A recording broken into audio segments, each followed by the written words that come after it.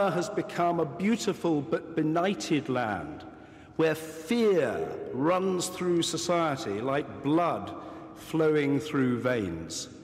One woman has now defied a dictatorship of such depravity for 2 decades. That is why Aung San Suu Kyi, a leader and a stateswoman, is with us here in Westminster Hall this afternoon.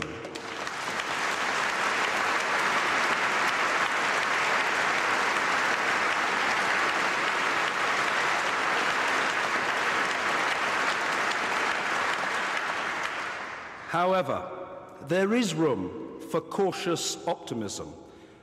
The recent election to Parliament of our guest, accompanied by 42 of her colleagues, and the release of many political prisoners are welcome signs of reform. We earnestly hope that further and fundamental reform will ultimately lead to the freedom, democracy, and rule of law which we have so long enjoyed and the people of Burma have too long been denied.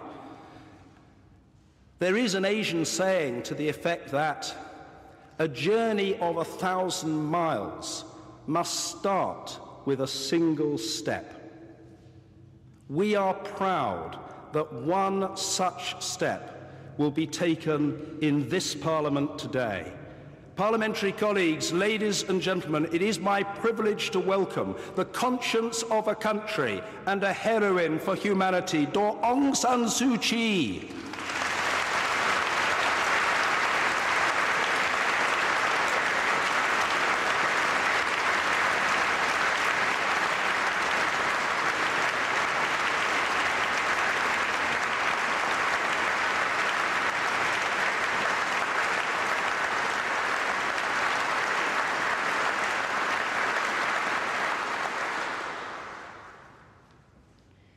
Lord Speaker, Mr. Speaker, Mr. Prime Minister, my Lords and members of the House of Commons, thank you for inviting me to speak to you here in this magnificent hall. I'm very conscious of the extraordinary nature of this honor. I understand that there was some debate as to whether I would speak here in this splendid setting or elsewhere within the Palace of Westminster. I welcome that debate and discussion. It is what Parliament is all about. I have just come from Downing Street. It was my first visit there, and yet, for me, it was a familiar scene, not just from television broadcasts, but from my own family history. As some of you may be aware, the best-known photograph of my father, Aung San, taken shortly before his assassination in 1947, was of him standing in Downing Street with Clement Attlee and others with whom he had been discussing Burma's transition to independence. He was pictured wearing a large British military-issue greatcoat. This had been given to him by Jawaharlal Nehru en route to the UK to protect him against the unaccustomed cold. And I must say, having not left my tropical country for 24 years, there have been the odd moments this week when I have thought of that coat myself. A couple of hours ago, I was photographed in the same place where my father was photographed, together with Prime Minister David Cameron, and it was raining. Very British. My father was a founding member of the Burmese Independence Army in World War II. He took on this responsibility out of a desire to see democracy established in his homeland. It was his view that democracy was the only political system worthy of an independent nation. It is a view, of course, that I have long shared. General Slim, commander of the 14th Army, who led the Allied Burmese campaign, wrote about his first encounter with my father in his memoir, Defeat unto Victory. The meeting came towards the end of the war, shortly after my father had decided that the Burmese Independence Army should join forces with the Allies. General Slim said to my father, "You've only come to us because we are winning," to which my father replied, "It wouldn't be much good coming to you if you weren't, would it?" Slim saw in my father a practical man with whom he could do business. 6 decades later, I strive to be as practical as my father was. And so I'm here, in part, to ask for practical help as a friend and an equal, in support of the reforms which can bring better lives, greater opportunities to the people of Burma who have been for so long deprived of their rights and their place in the world. As I said yesterday in Oxford, my country today stands at the start of a journey towards, I hope, a better future. So many hills remain to be climbed, chasms to be bridged, obstacles to be breached. Our own determination can get us so far. The support of the people of Britain and of peoples around the world can get us so much further. In a speech about change and reform, it is very appropriate to be in Westminster Hall because at the heart of this process must be the establishment of a strong parliamentary institution in my own country.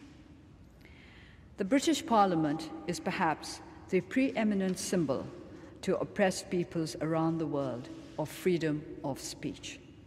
I would imagine that some people here, to some extent, take this freedom for granted. For us in Burma, what you take for granted, we have had to struggle for long and hard. So many people in Burma gave up so much, gave up everything in Burma's ongoing struggle for democracy. And we are only now just beginning to see the fruits of our struggle. Westminster has long set a shining example of realizing the people's desire to be part of their own legislative process. In Burma, our parliament is in its infancy, having been established only in March 2011. As with any new institution, especially an institution which goes against the cultural grain of 49 years of direct military rule, it will take time to find its feet and time to find its voice.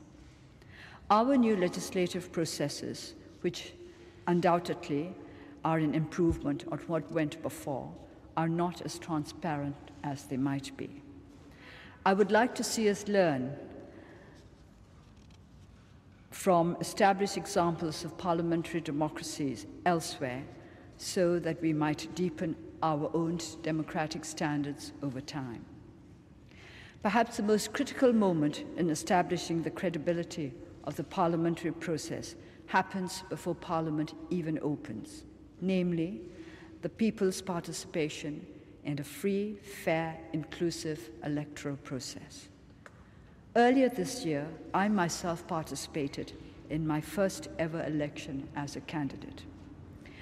To this day, however, I have not yet had the chance to vote freely in any election. In 1990, I was allowed to cast an advance vote while under house arrest, but I was prevented from contesting as a candidate for my party, the National League for Democracy. I was disqualified on the grounds that I had received help from foreign quarters. This amounted to BBC broadcasts that the authorities considered to be biased in my favor. What struck me most ahead of this year's by-elections was how quickly people in the constituencies around Burma grasped the importance of participating in the political process. They understood firsthand that the right to vote was not something given to all.